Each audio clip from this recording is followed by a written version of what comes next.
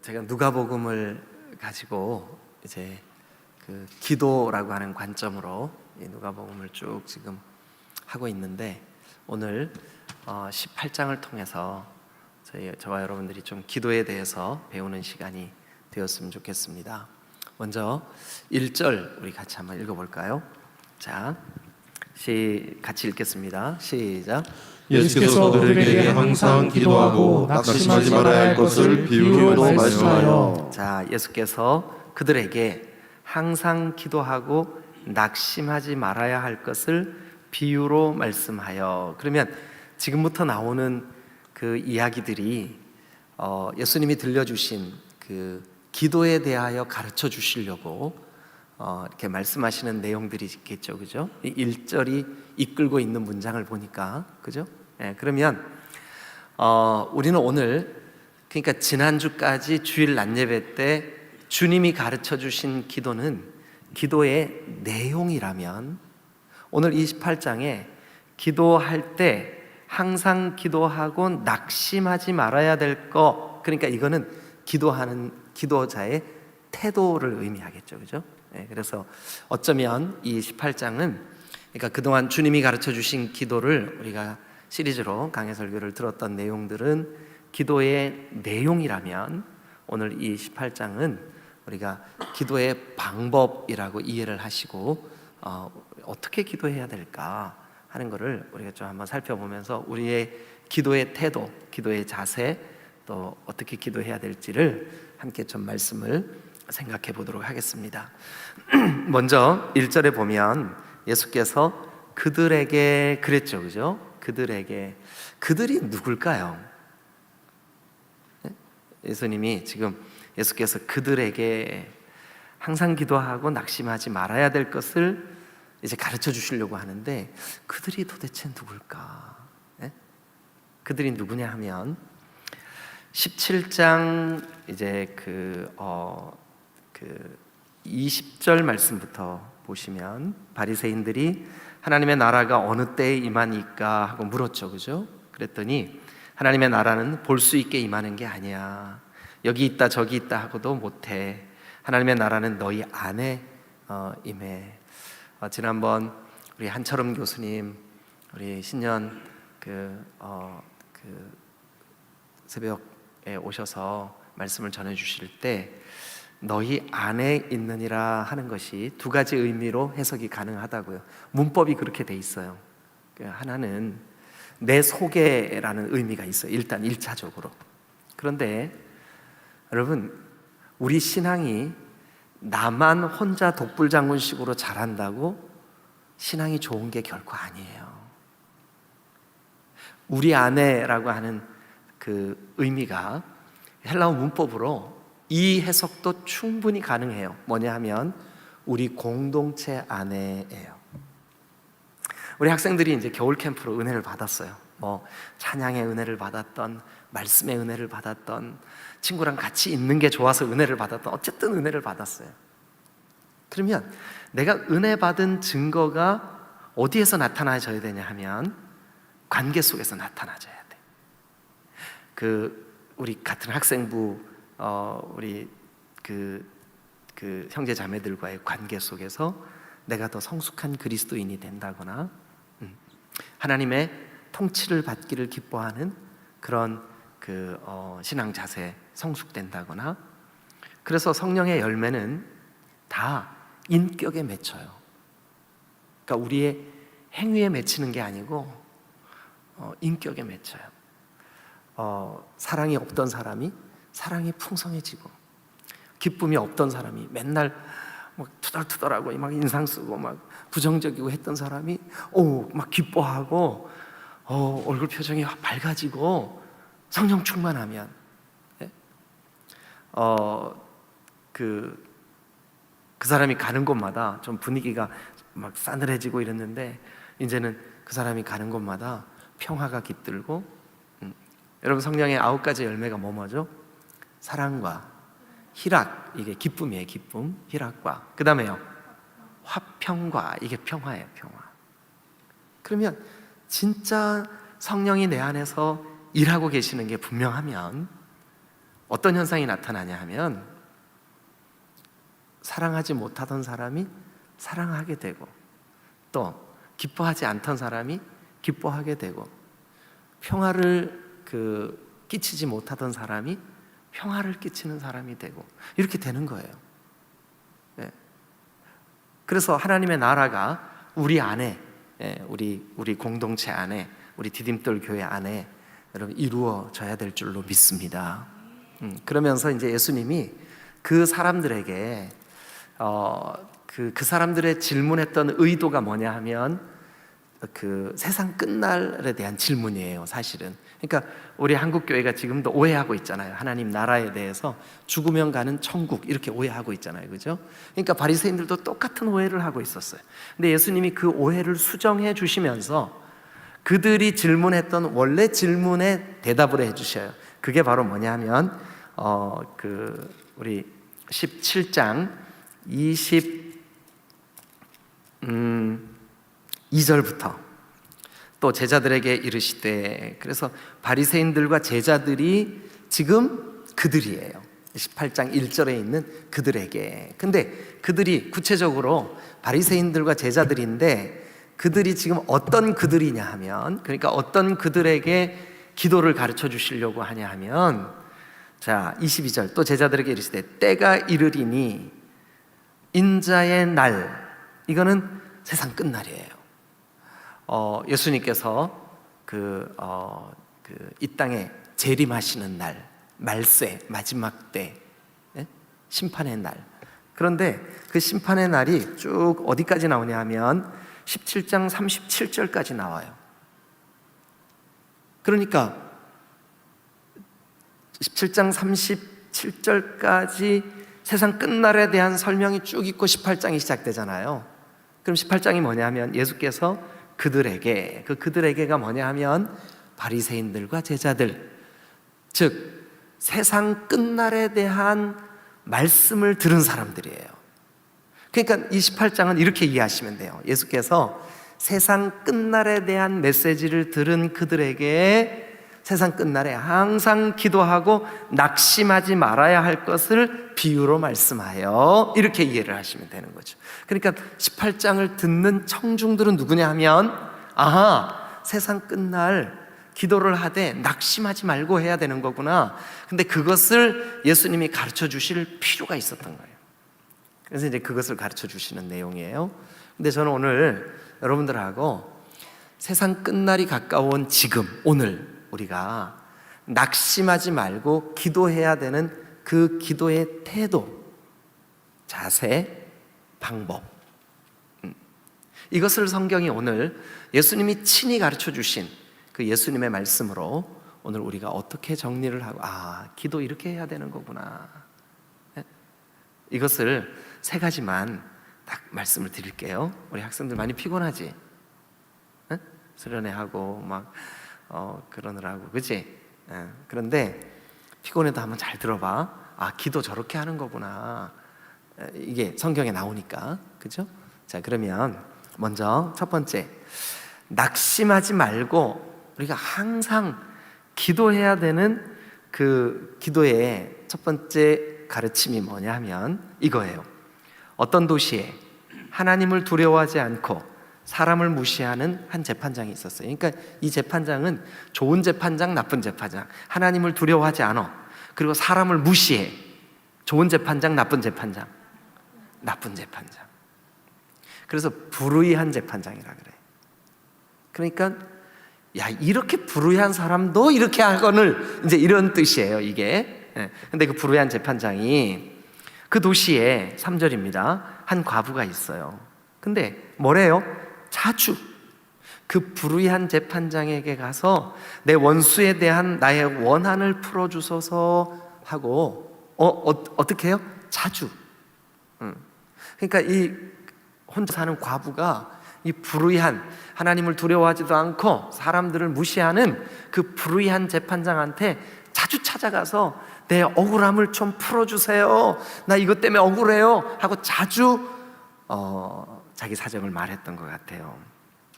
그래서 이제 4절입니다. 그가 얼마 동안 듣지 아니하다가, 그가 누굴까요? 불우한 재판장이지, 그지? 불의한 재판장이 듣지 않다가 속으로 이런 생각을 했어요. 뭐냐면, 야, 내가 하나님도 안 두려워하고 사람도 내가 무시하는 사람인데 이 과부가 자주 와가지고 계속 원한 풀어달라고 저렇게 너무 번거로운 거야 이게. 그래서 5절, 자, 다 같이 읽습니다. 시작. 이 과부가 나를 번거롭게 하니 내가 그 원한을 풀어주리라.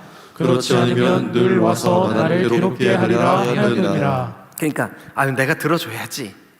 근데 이렇게 생각하는 이 사람이 누구예요? 재판장인데 어떤 재판장이에요? 네, 불의한 재판장. 우리가 그냥 학생들이 이해하기 쉽게 숭악한 재판장. 근데 숭악한 재판장도 와서 그렇게 자주 내 원한을 풀어주세요 하는 그 과부의 그 귀찮아서라도 그걸 들어주거늘 하물며 하나님은 이 재판장과 완전히 반대시죠. 하나님은 불의한 재판장에 비해서 불의한 재판장 비교할 수 없어요. 이 재판장은 불의한 재판장이에요. 숭악한 재판장이야. 하나님은요, 좋으신 하나님이에요. 좋으신 하나님.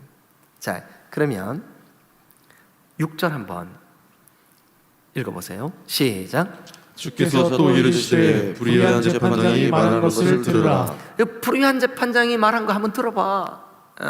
그게 뭐였었어요? 불의한 재판장이 와서 한 말이, 야, 내가 그 원한을 풀어줘야 되겠다. 그렇지 않으면 늘 와서 나를 괴롭게 하리라. 그럼 예수님이 지금 뭐에 대해서 가르쳐주고 있죠? 기도. 헷갈리면 안 돼. 기도. 근데 어떻게 기도할 것을요? 항상 어떤 마음으로요? 낙심하지 말고. 여러분, 기도하다가 낙심할 때가 많죠. 특히 지금은 말세예요.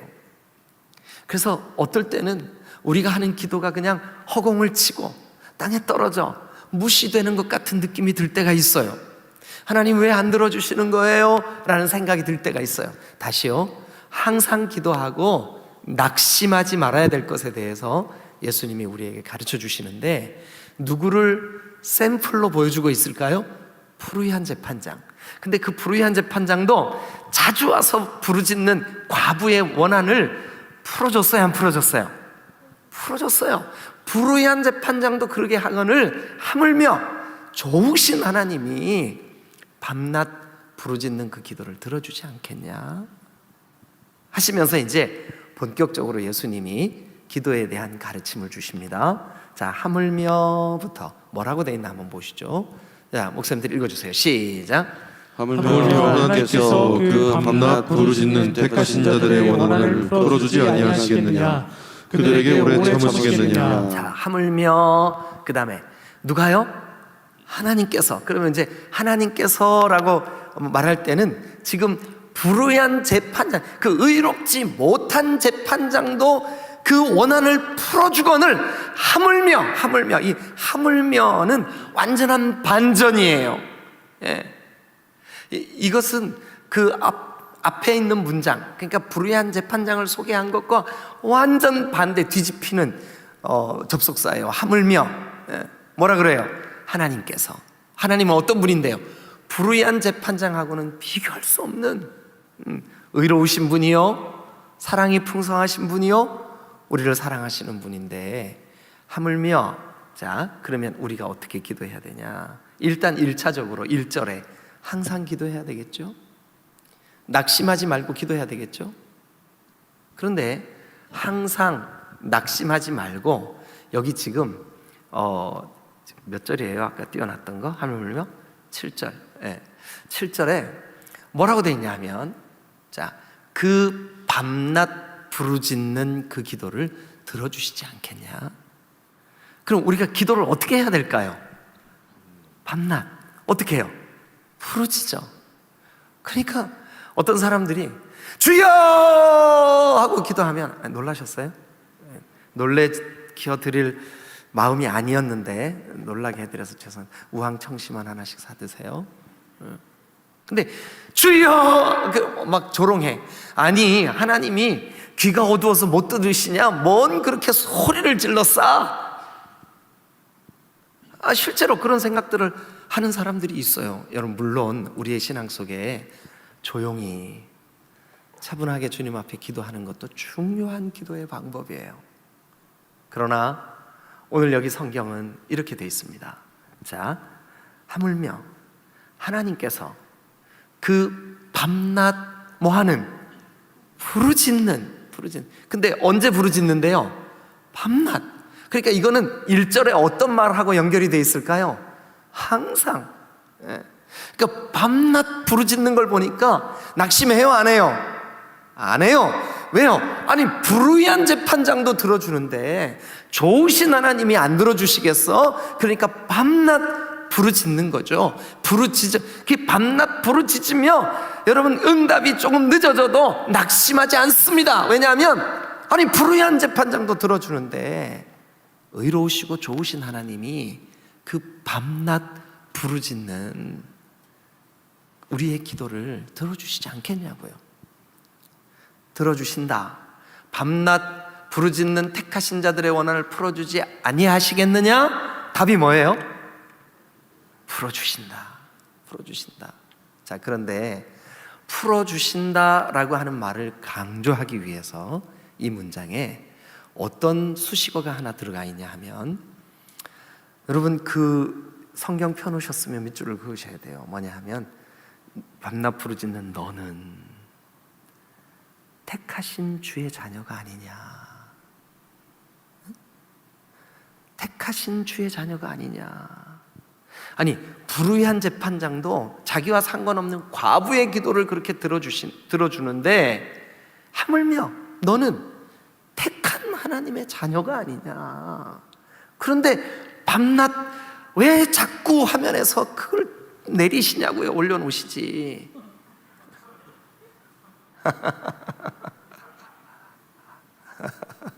미안해. 괜찮지? 제가 그랬더니 빨개졌어, 얼굴이. 여기서 보니까. 지금 이 문장이 너무 중요해요. 그래서 제가 설명을 해야 돼. 하물며, 반전입니다. 앞에 그 불의한 재판장도 들어주시지 않더냐? 하물며, 반전이에요. 하나님께서, 근데 그 하나님이 어떤 분인데요? 우리를 택해 주신 하나님이요. 우리를 자녀 삼아 주신 하나님이요. 그러니 하나님의 자녀인 우리가 밤낮 부르짖는 그 기도를 들어주시지 않겠냐? 대답하세요. 들어주시지 않겠습니까? 들어주십니다. 그 원한을 풀어주시지 않겠습니까? 풀어주십니다. 왜요? 우리를 택하셨으니까. 왜요? 하나님은 좋으신 분이니까. 불의한 재판장도 원한을 풀어주거늘 하물며 하나님이 우리의 기도를 들어주시지 않겠느냐. 그리고 그 뒤에 그들에게 오래 참으시겠냐? 1절 다시 보세요. 1절. 자, 예수께서 그들에게, 누구죠?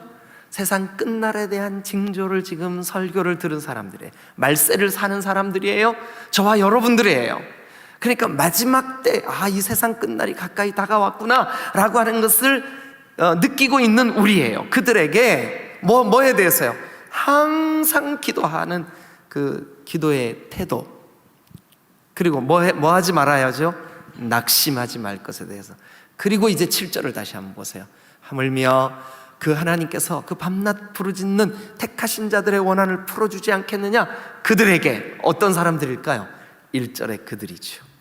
말세에 낙심할 만한 가능성이 있는 사람들, 항상 기도하는 게 잘 안 되는 사람들, 그들에게 오래 참으시겠냐? 어떨 때 우리는 우리의 기도가 오랜 시간을 주님 앞에 부르짖고 간구한 기도 제목을 가지고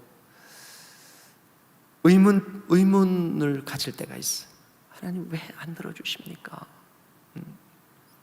여러분, 그런데 그것이 우리가 조금만 생각해 보면 그것이 그 즉시로 들어주는 게 우리에게는 유익하지 못하는 경우도 있어요. 기다리는 기간 동안 그 기도에 낙심하지 말고 그 기도를 오래 참으시겠느냐? 오래 참지 않으신다는 뜻이잖아요.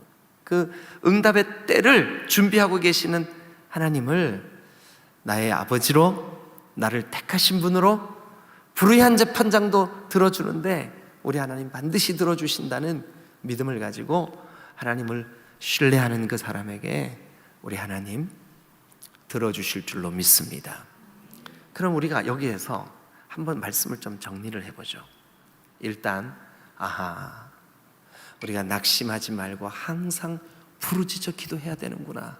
이거 우리가 기도의 방법 첫 번째입니다. 항상 낙심하지 말고 부르짖어 기도해야 되는구나.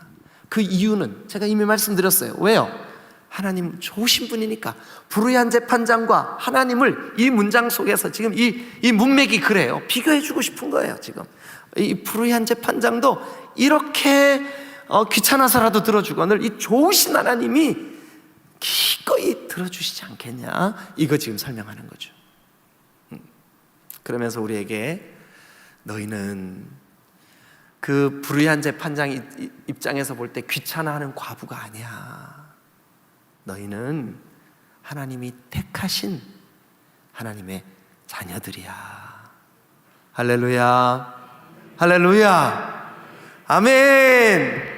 예, 우리가 이 믿음 가지고 기도해야 돼요. 오늘 밤도 우리가 이 믿음 가지고 기도해야 돼요. 하나님, 우리 딤돌교회가 저는 좀 안타까워요. 우리 이 수요 기도회가 더 좀 풍성해지면 좋겠어. 근데 이 수요 기도회에 풍성하든 어쨌든 간에 달려나오신 여러분들만이라도 항상 낙심하지 말고 부르짖어 기도하십시다. 오늘도 우리의 공동의 기도 제목을 놓고 부르짖어 기도하십시다. 낙심하지 말고 기도하십시다. 오래 참지 아니하실 하나님을 신뢰하십시다.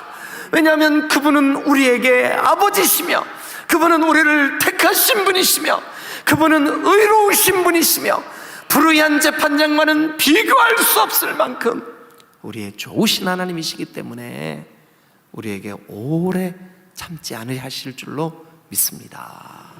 할렐루야, 아멘, 아멘. 자, 그러니까 기도하는 방법 첫 번째, 어떻게 기도하는, 말세를 사는 우리가 기도하는 첫 번째 방법 뭐라고요? 항상 낙심하지 말고 부르짖어 기도해야 된다고요. 항상 낙심하지 말고 부르짖어 기도하십시오. 오늘 밤도 그런 밤 되십시다. 할렐루야, 아멘. 우리가 낙심할 일이 얼마나 많아요. 낙심할 일이 얼마나 많아요. 그죠? 그러나 우리 낙심하지 말고 항상 부르짖어. 그래서 여러분, 이 밤에 부르짖어 기도하시자고요. 제가 신학교 다닐 때 우리 동기들 중에 진짜 실제로 그 당시에, 그러니까 30년 전 그때쯤 신학교 다닐 때 막 서울이나 이런 데서 크게 부흥하던 교회들이 대부분 다 그런 교회들 목사님들은 사랑하는 여러분 기도합시다. 왜 목소리가 그렇게 됐을까요? 부르짖어 기도하니까, 부르짖어 기도하니까. 할렐루야.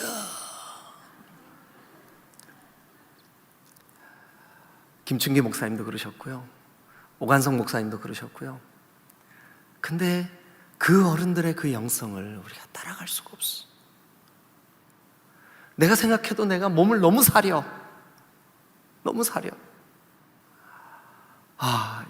제 마음속에 정말 하나님 안 기뻐하실 선입견이 딱 있어.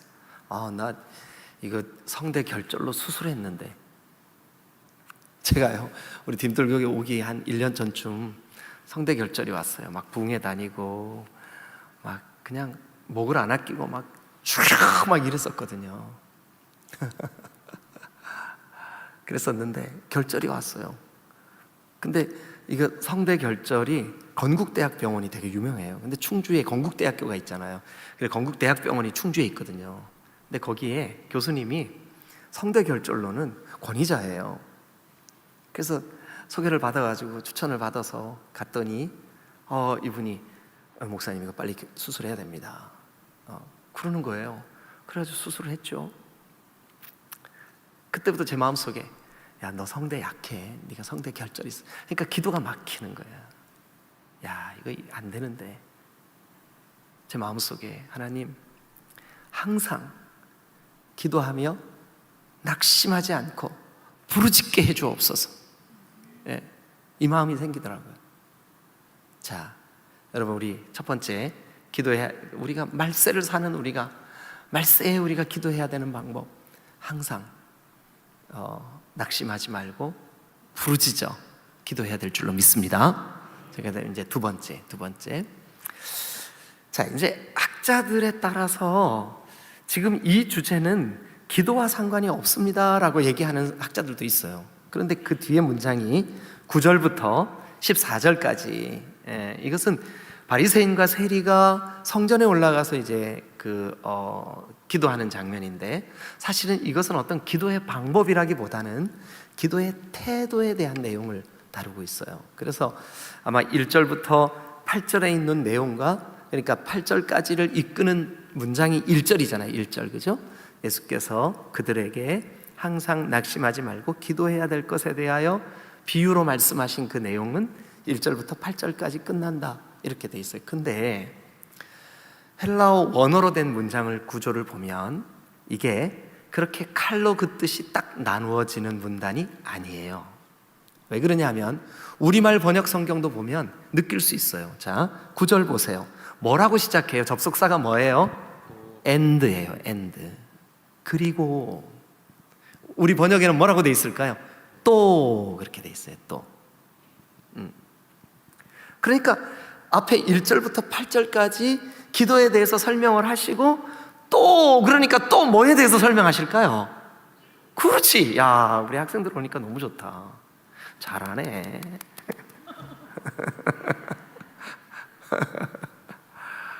네, 고마워. 여러분, 어린아이와 같지 않으면 천국에 들어갈 수 없습니다. 이렇게 반응하라고. 자, 그러면 9절부터 14절까지의 내용은 두 사람이 기도하러 성전에 올라가는 장면에, 오늘 여기까지만 할게요. 요 내용까지만. 성전에 올라갔어요. 그런데 한 사람이 한 기도의 태도에 대해서는 우리 예수님이 아주 칭찬을 아끼지 않으셨어. 근데 한 사람이 한 기도에 대해서는 하나님이 아주 부정적으로 표현을 해주셨어요. 자, 두 사람, 그 이야기를 우리가 좀 살펴보죠. 기도에 대한 태도 이야기입니다. 자, 우리 이제 9절을 한번 읽어보겠습니다. 시작. 또 자기를 의롭다고 믿고 다른 사람을 멸시하는 자들에게 이 비유로 말씀하시되. 자, 그러면 또라는 걸 보니까 1절부터 8절에 있는 기도에 대한 연장이라고 우리가 이제 이해를 하시자고요. 또, 그런데 그 다음에 나오는 내용이 기도하고 전혀 상관없는 내용이 나와. 무슨 내용이 나올까요? 자기를 의롭다고 믿고 다른 사람을 멸시하는 자들에게. 기도의 내용과 좀 다르네.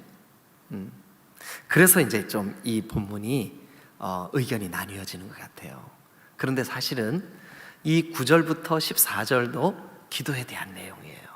자, 근데 이 기도에 대한 내용인데 이런 태도를 가진 사람이 기도를 하게 된 거예요. 그러니까 이건 예수님이 의도적으로 그렇게 이야기를 설명을 해주시는 거겠죠, 그죠?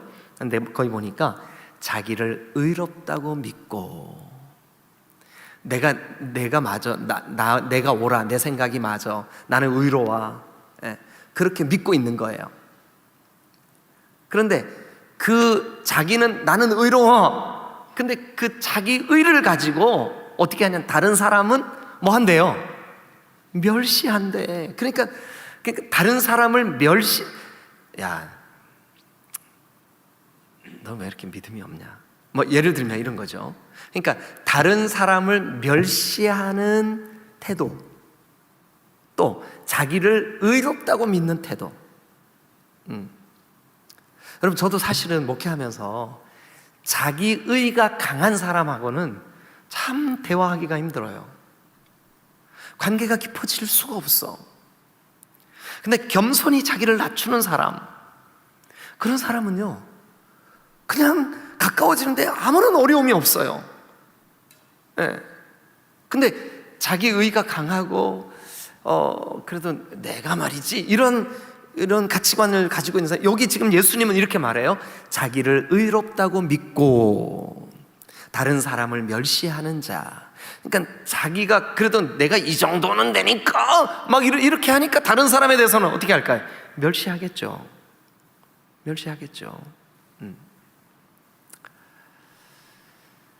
제가 한 번은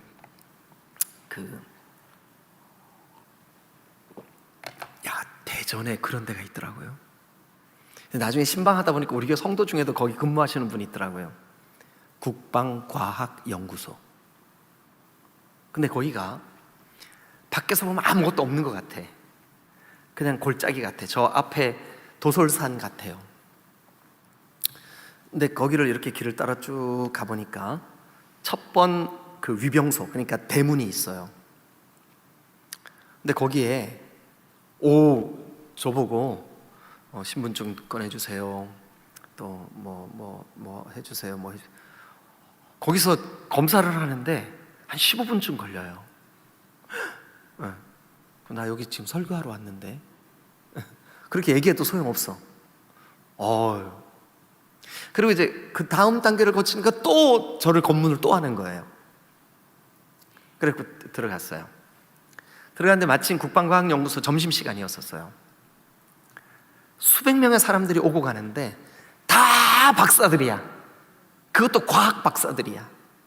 거기는 핵 연구가들도 있고 미사일 탄두 연구가들도 있고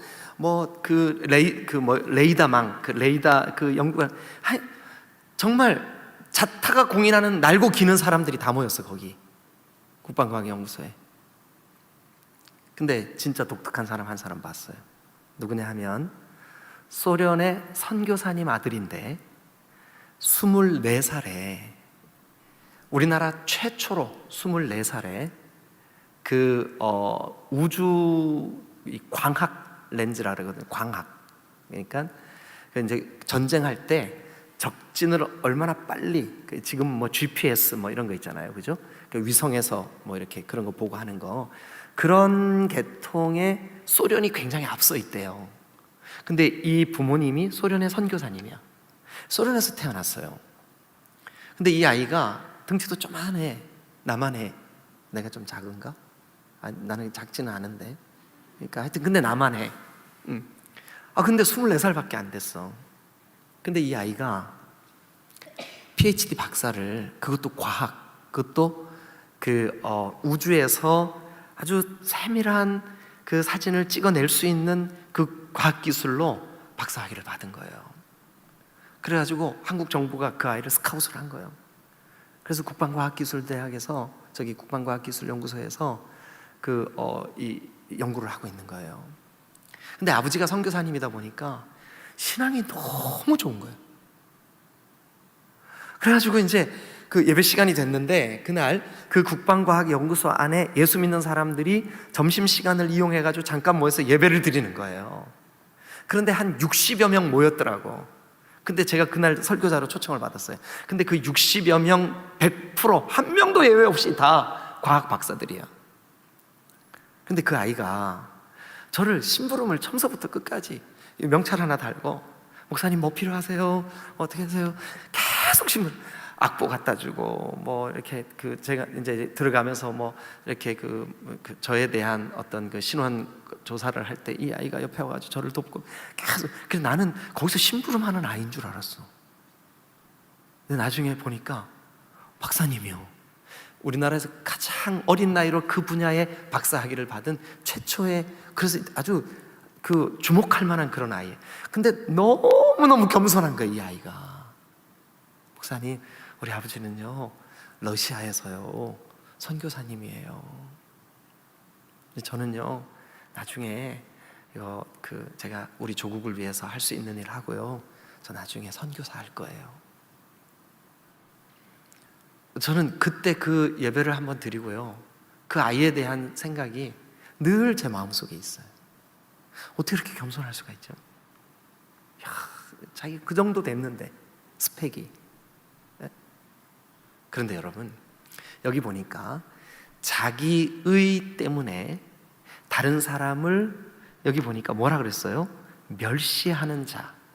그게 이제 그 10절부터 이렇게 표현되어 있습니다. 10절 같이 읽어주시죠. 시작.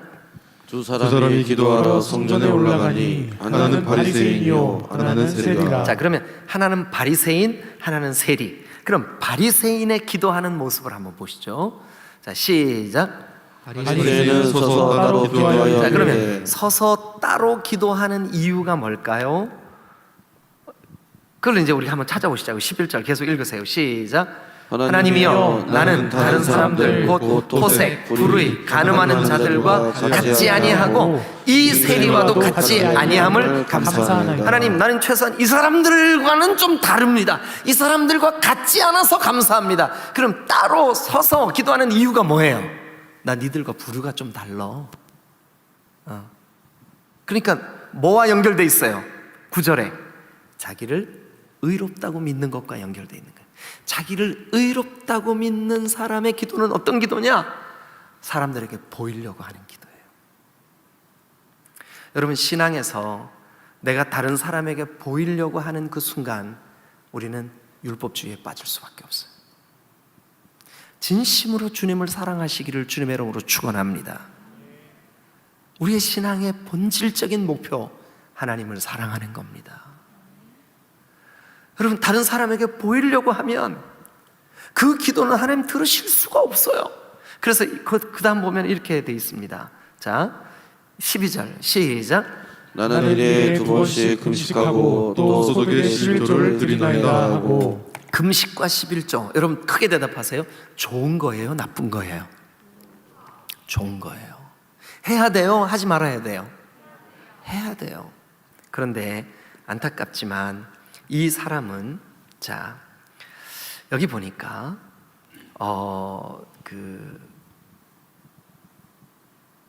일단 우리가 13절도 한번 읽어보죠. 13절 시작. 세리는 멀리 서서 감히 눈을 들어 하늘을 쳐다보지도 못하고 다만 가슴을 치며 이르되 하나님이여 불쌍히 여기소서 나는 죄인으로소이다 하였느니라. 그러면 거기 있는 세리는 어떤 마음을, 어떤 태도로 기도하는 거예요? 하나님, 제가 도저히 하나님 앞에 설 수 없습니다. 나는 죄인입니다. 나 좀 불쌍히 여겨주세요. 그 말은 뭐냐? 하나님, 주님이 나 불쌍히 여겨주시지 않으면 안 됩니다. 여러분, 어떤 사람의 기도가 하나님께 응답되어질까요? 하나님, 나 좀 불쌍히 여겨주세요 하는 사람일까요? 사람들에게 내가요 그래도요 금식도 하고 11조도 하면서요 저 사람들하고는 달라요. 근데 한 사람은 주님, 나는 죄인입니다. 하나님이 불쌍히 여겨주시지 않으면 저 안 됩니다. 여러분, 9절로 돌아가면 아주 명백해져요. 뭐냐 하면 자기를 의롭다고 믿고 다른 사람을 멸시하는 사람, 이게 누구의 기도일까요? 바리새인. 어떻게 하는 기도일까요? 여러분, 금식도 하고 11조도 합니다. 그런데 자기 의를 드러내면서 합니다. 그러니까 이게 무서운 죄악입니다. 그러나 세리는 실제로 그런 죄인이에요. 그럼에도 불구하고 하나님 앞에 왔어요. 그리고 주님의 도우심을 구합니다. 차마 주님께 가까이 다가가기도 어려워서 멀리 서서 감히 눈을 들어 하늘을 쳐다보지도 못하고 가슴을 치며 하나님 불쌍히 여겨주세요. 나는 죄인이에요. 여러분, 만약 오늘 우리의 기도가 이 자세가 깨달아지지 않는다면, 우리가 사람에게 보이려고 한다면 우리는 그 순간 자기 의에 도취되어 있는 사람으로, 아니 하나님이 그 기도를 들으시지 않는 사람으로. 그래서 여러분, 이 두 번째 주제는 자기를 낮추며 기도해야 됩니다 예요. 자기를 낮추며. 거기 그게 나와요. 14절. 내가 너희에게 이르노니 이에 저 바리새인이 아니고 이 사람이 의롭다 하심을 받고 그의 제부로 내려갔느니라. 무릇 다 같이 시작. 자기를 높이는 자는 낮아지고 자기를 높이는 자는 낮추는 자는 높아지리라. 그러니까 여러분 신앙생활 하면서 어찌하든지 나를 낮추려고 하세요. 어찌하든지 나를 낮추려고 하세요. 그래야 삽니다. 그래야 응답받습니다. 여러분들을 낮추면 주님이 높여주십니다. 그러나 내가 높아지면 주님이 나를 낮추십니다.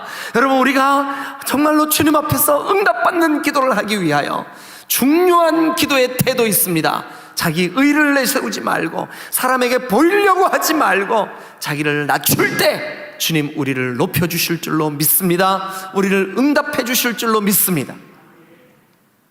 이 두 가지, 항상 낙심하지 말고 부르짖어 기도하는 거, 이게 예수님이 오늘 우리에게 가르쳐 주시는 기도의 태도요. 또 자기를 낮추고 자기 의 내세우지 말고, 제발 정말 겸손하게 하나님, 나는 죄인입니다. 주님, 나 좀 불쌍해요. 오늘 저녁에도 우리 각자가 어떤 기도 제목을 가지고 왔든지 간에 주님이 응답해 주실 기도는, 주님, 나는 죄인입니다. 나 좀 불쌍히 여겨주세요. 주님, 나는 죄인입니다. 나는 불쌍히 여겨주세요. 내가 주님 앞에 내세울 만한 거, 이 스펙이 아무리 사람들 보기에 좋아 보여도 이것으로는 나의 의가 될 수가 없습니다. 주님, 나는 죄인입니다. 나를 불쌍히 여겨주세요. 그 사람을 하나님이 높여주시고 그 사람의 기도를 주님이 들어주시고 그 사람에게 칭찬이 있을 줄로 믿으시기를 축원합니다. 그게 진짜 기도예요. 그게 진짜 기도예요. 두 가지, 오늘 다 잊어버려도 좋아요. 시간이 너무 많이 가서 여기까지 하죠. 우리 이제 기도하는 시간을 가질 텐데, 여러분, 우리 낙심하지 말고 지금 우리가 말세를 살아요. 여러분들의 개인적인 기도 제목이든 아니면 나라와 민족을 위한 기도든, 우리 이 대전 지역에서 주님이 악을 멀리하게 하시고 이 땅을 거룩한 하나님의 나라가 이루어지게 해달라고 간절히 기도하는 이 대전 지역을 위한 기도든, 여러분, 오늘 우리가 이 두 가지 태도, 항상 낙심하지 말고 부르짖어 기도하는 이 기도, 또 자기를 낮추며 겸손히, 하나님, 내 신앙이 익어질수록, 내 신앙의 연조가 한 해 두 해 늘어날수록 더 머리를 숙이고 더 나를 낮추고, 나는 죄인입니다. 나를 불쌍히 여기소서. 나는 죄인입니다. 나를 불쌍히 여기소서. 주님, 그 사람을 의롭다 하시며 높여주실 줄로 믿습니다.